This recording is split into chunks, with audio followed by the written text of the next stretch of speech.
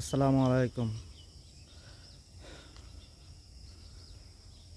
আসলে এটা একটা নতুন পুকুর আমার।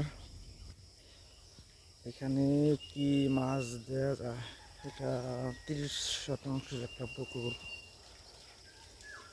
ওকে, এটা পানির গভীরতা হচ্ছে 8 ফুট।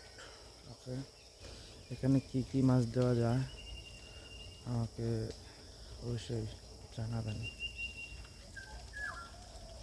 আর এটা পারে কি দেওয়া যায়?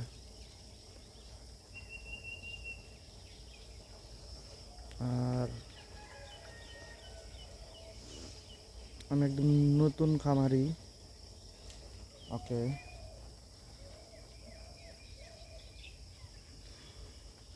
প্রাকৃতিকভাবে কি খাবার কিভাবে তৈরি করব সেটা আমি সেটা আমি ভালোভাবে জানি না।